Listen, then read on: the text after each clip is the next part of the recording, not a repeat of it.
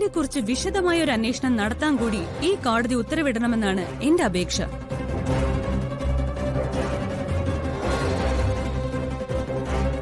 Your honour, ഒരു കുടുംബത്തിന്റെ പട്ടിണി മാറ്റാൻ വേണ്ടി കഷ്ടപ്പെട്ട ഒരു അമ്മയാണിത്. സ്ത്രീ ശാക്തീകരണത്തിനും സ്ത്രീ സുരക്ഷിതത്വത്തിനും ഇക്വാലിറ്റിക്കും വേണ്ടി ഒരുപാട് നിയമങ്ങൾ നിർമ്മിക്കപ്പെട്ടിട്ടുള്ള നമ്മുടെ ഈ രാജ്യത്ത് നിരപരാധിയായ ഒരു സ്ത്രീ, ഒരമ്മ, ജാമ്യം കിട്ടാതെ ജയിലിനകത്ത് കിടക്കുന്നത് ശരിയാണെന്ന് ഞാൻ കരുതുന്നില്ല your honour.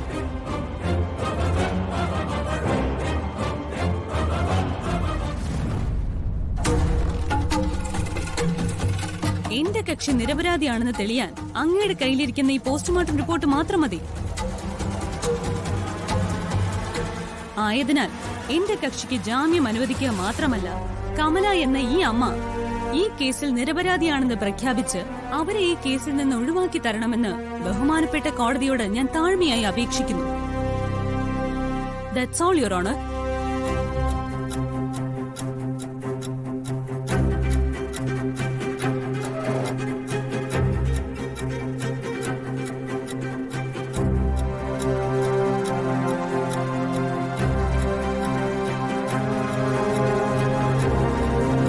Prosecution. Your honour, എന്റെ സുഹൃത്ത് അഡ്വക്കേറ്റ് ആരതി ഇവിടെ വൈകാരികമായ ഒരു കഥ പറഞ്ഞു. കഥകൾ കേൾക്കാൻ നമുക്ക് എല്ലാവർക്കും ഇഷ്ടമാണ്, പക്ഷേ യാഥാർത്ഥ്യം അതിനേക്കാൾ അപ്പുറമാണ്. സ്ത്രീ അമ്മയാണ്, ദൈവമാണ്, പ്രകൃതിയാണ്.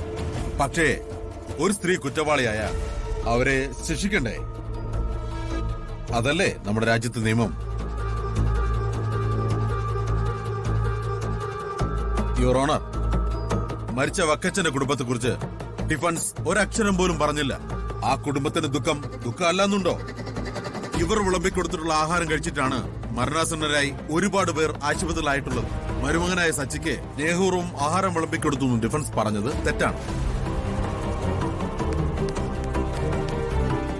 കാരണം എത്രയോ നാളുകളായി ഇവരുടെ മരുമകൻ താമസിക്കുന്നത് ആ വീട്ടിലല്ല. അയാൾ അവിടെ നിന്ന് ഒരു ചായ പോലും കുടിക്കാറില്ല എന്നുള്ളത് സത്യമാണ്.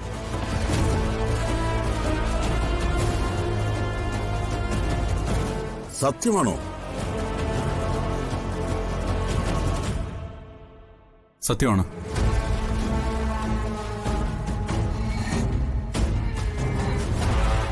പിന്നെ എന്തുകൊണ്ട് അന്ന് മാത്രം ഇവർ മരുമകനെ ഭക്ഷണം കഴിക്കാൻ നിർബന്ധിച്ചു? പിന്നെ നിന്റെ വീട്ടിലേക്ക്. അയ്യോ, എന്തുപറ്റി? എന്റെ വീട്ടിലേക്കോ? അതിനേക്കാൾ ഭേദം ആത്മഹത്യ. അറിയാം, അതുകൊണ്ട് തന്നെയാ അവിടേക്ക് പോകുന്നത്. കൊള്ളാം. അപ്പൊ എന്നെ കൊലയ്ക്ക് കൊടുക്കാൻ തന്നെ തീരുമാനിച്ചു അല്ലേ? കുറച്ചു ദിവസം കഴിഞ്ഞിട്ട് പോരായിരുന്നോ?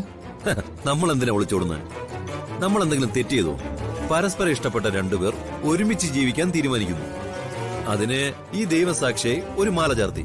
എന്നാലും അമ്മയും ഗോകുലും. ഞാൻ നിന്റെ ഈ കഴുത്തി താലിയെട്ടിയതേ ഒളിച്ചു താമസിക്കാനല്ല. ഈ നിമിഷം മുതൽ ഞാൻ നിന്റെ ഭർത്താവാണ്. നമ്മുടെ കല്യാണത്തിന് സമ്മതിക്കാത്തവരുടെ മുമ്പിൽ വേണ്ടേ നമ്മൾ ആദ്യം ഒരു മാസ് എൻട്രി നടത്താൻ? എൻട്രിയൊക്കെ മാസായിരിക്കും, പക്ഷെ അത് കഴിഞ്ഞിട്ടേ അതൊരു ത്രില്ലറായി മാറരുത്. എനിക്ക് നല്ല പേടിയുണ്ട് രാജീവേട്ട. അവിടെ ചെന്നാൽ എന്ത് സംഭവിക്കണമെന്ന് അറിയണമല്ലോ. ഇപ്പൊ നീ ഒറ്റയ്ക്കല്ലോ, ഞാനില്ലേ കൂടെ. നമ്മളെ കാണുമ്പോഴുള്ള അവരുടെ റിയാക്ഷൻ ദാ ഇങ്ങനെ ക്ലോസ് റേഞ്ചിൽ കാണണം. അതൊരു രസോടോ. എന്തെങ്കിലും പ്രശ്നം ഉണ്ടായാലോ? പോലീസല്ലേ കൂടെ ഉള്ളേ. പക്ഷേ താൻ ഒന്നും മറന്നു. എന്ത്? തന്റെ കൈപുണ്യം. അതാണ് ഏറ്റവും വലിയ ഇൻഗ്രീഡിയന്റ്.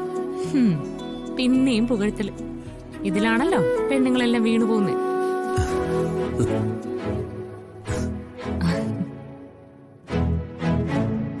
അല്ല, ഇന്നല്ലേ കോടതിയിൽ അവരുടെ ജാമ്യത്തിന്റെ കേസ് പരിഗണിക്കുന്നത്? എന്തെങ്കിലും വിവരം അറിഞ്ഞോ? ഇതുവരെ ഒന്നും അറിഞ്ഞിട്ടില്ല. ഞാനൊന്ന് വിളിച്ചു നോക്കട്ടെ.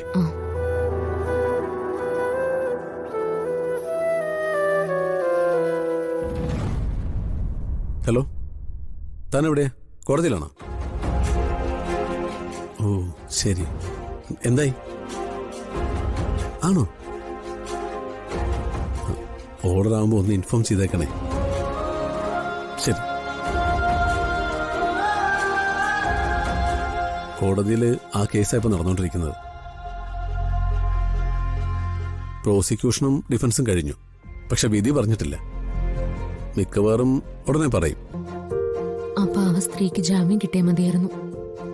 അറിഞ്ഞുകൊണ്ടല്ലെങ്കിലും ഒരാൾ മരിച്ച കേസല്ലേ, കോടതി അതും പരിഗണിക്കും. വേണമെങ്കിൽ ജാമ്യം കൊടുക്കാതെ ഇരിക്കാം. എന്നാലും എനിക്കെന്തോ അവർക്ക് ജാമ്യം കിട്ടണമെന്നോ. തനിക്ക് മാത്രമല്ല, എനിക്കും അങ്ങനെ തന്നെ ആഗ്രഹം. കേസിന്റെ ലൂപ്പ് ഹോൾസും സമാനമായ കേസിന്റെ ഓർഡറുകളൊക്കെ ആരതിക്ക് ഞാൻ റെഫർ ചെയ്ത് കൊടുത്തിട്ടുണ്ട്. എന്തായാലും ഗൂഗിൾ ഈ കേസിൽ ഹാജരാവാതിരുന്ന നന്നായി. അതെന്താണോ? ഗൂഗിൾ കാരണം അവര് വീണ്ടും ജയിലിൽ പോയേണ്ടി വന്നാ അതെനിക്ക് വിഷമായേനെ. തന്റെ ടെൻഷൻ കണ്ടാ തോന്നും അതെന്റെ സ്വന്തം അമ്മയാണെന്ന്. അതെന്റെ സ്വന്തം അമ്മയൊന്നും അല്ലായിരിക്കാം, പക്ഷേ അതൊരു അമ്മ തന്നെയാണല്ലോ. അവരെ പോലീസ് അറസ്റ്റ് ചെയ്തുകൊണ്ട് പോകുന്നത് വാർത്തയെ കണ്ടത് ഇപ്പോഴും എന്റെ മനസ്സിൽ നിന്ന് പോകുന്നില്ല.